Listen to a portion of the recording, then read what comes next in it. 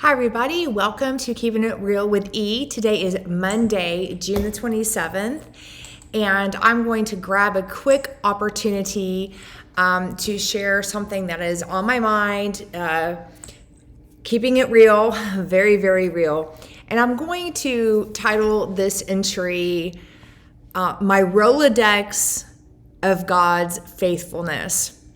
And it's because when we all go through seasons or a day or a week or a situation or changes in life, and we get frustrated or we get overwhelmed, worry, concerned, anxious, all of the normal things, and have a freak out, we have to pull out our Rolodex of God's faithfulness. And I have shared, if you are new to my channel, thank you for joining.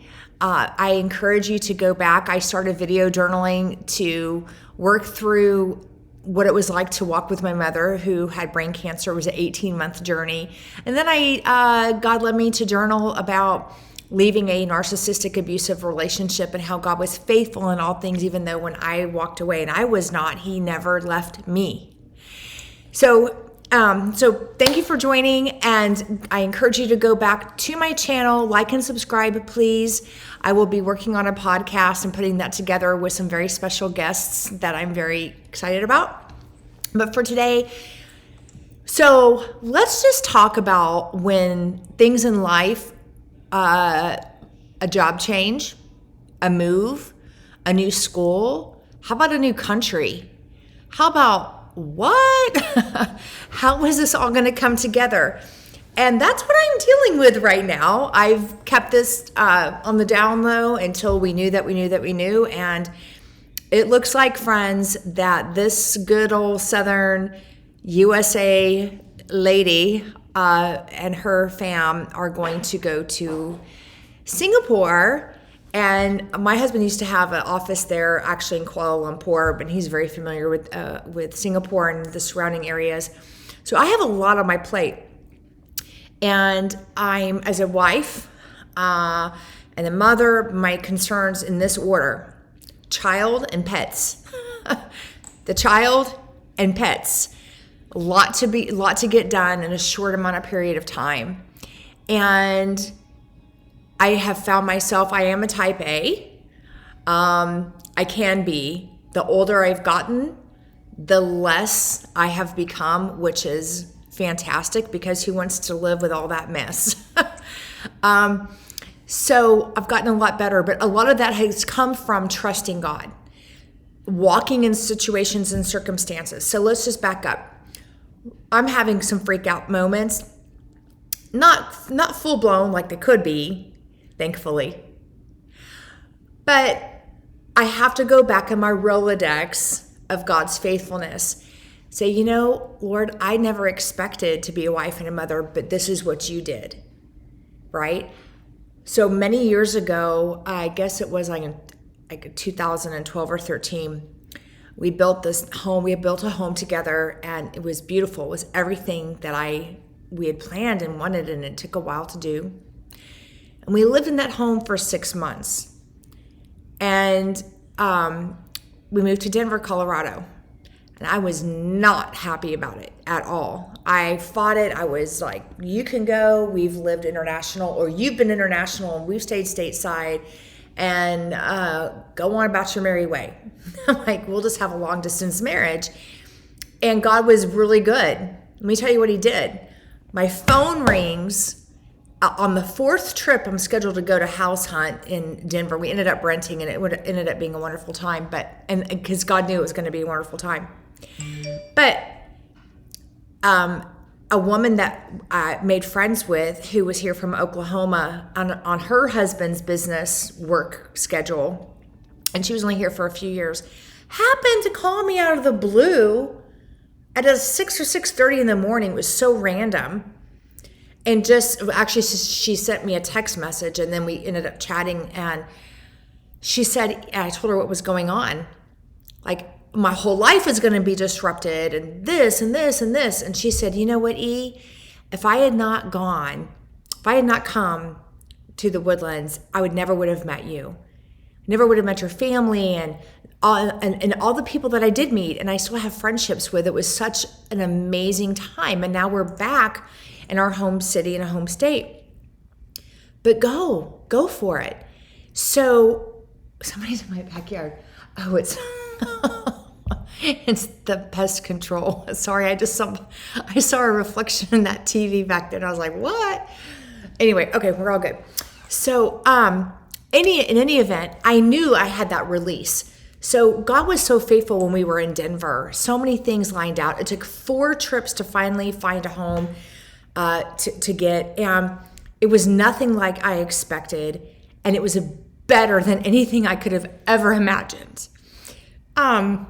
Sorry, see, I'm already getting worked up. Because God is faithful. And I look back at that time we had in Denver, and I didn't know diddly squat. I didn't know anybody, anything. Could make heads or tails of stuff. Chris was busy. He was gone all the time.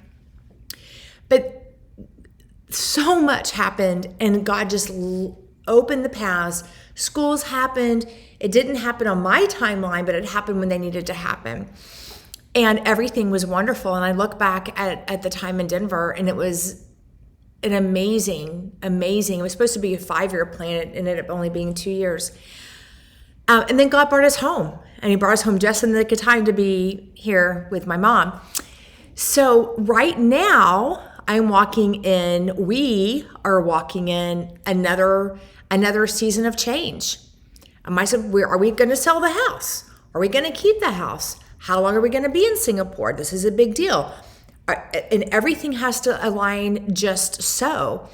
And of course, as a mom, I have an 11-year-old who's an honor roll student, AP kiddo. And I've got some schools that we're investigating over there. It's a 13-hour difference. We have a Zoom meeting with the school tonight, and we have another one coming up later in the week. But the chances of us actually being there and being settled by August the 15th is pretty much zero. I've just kind of come to that reckoning between dealing with a big oil and gas company. And by the way, if anybody's watching and you hate oil and gas, you are bad, bad, bad. I am very proud to say that my husband is spearheading and his team being global diplomacy with other countries of carbon capturing with hydrogen carbon capturing. Now, this is not a new technology. It's just being very much promoted now and becoming ways where countries can work together for the future. So that is what's on the table for us. So anyway, pulling out my Rolodex of God's faithfulness. Okay, he was faithful here. He's faithful here. Right? My mom, every procedure she had, every single thing, I can look back, and this is why I journal. Say, God is good all the time. Life is messy. It's unpredictable. We don't know squat, but I do know if I put one foot in front of the other, and every day I just say, Lord, please just order my steps. So let me share with you something. I guess it was we had come back from Florida a few weeks ago, and I was just having this really, crazy dream. It was uncomfortable. It was kind of made me feel panicky, even in my sleep mode. And then in my subconscious, I don't think I journaled about this already. I can't keep up. But this is about God's faithfulness. So I had the song in my mind that was in my brain, like while I was sleeping. It's a very old song. It's actually, it's a song, but it's also a psalm about, the Lord is a strong tower, the righteous run into and they are saved. And then I just happened, so it was playing over and over and over again on my subconscious. And when later that day, I got up and I was just scrolling through the TV. I had it on just some background noise. And wouldn't you know, on a channel that I stopped at, it had a pastor on there. And I'm not really big on TV pastors and evangelists. I tread with caution and a lot of judgment. Not judgment, but cautionary discernment of, So, but this gentleman I know preaches only from the Bible. He does not make his stuff up. Lo and behold, he just happens to say, like, I'm in the bathroom brushing my teeth, getting, together, and I hear him say, the word of the Lord is a strong tower, or the name of the Lord is a strong tower. The righteous run into and they are saved. I said, oh my God, you knew, like, again, these are just kisses from heaven. This is the affirmation and the confirmation that the Lord says, I'm here, E. I'm hearing you. I'm seeing you. I know what you need before you know that you need it. And so right now, I'm pulling out every Rolodex card I got on God's faithfulness, because as a mother, I want my daughter to be prepared for 6th grade. Well, she's more than prepared, but getting excited and comfortable and starting the first day of school.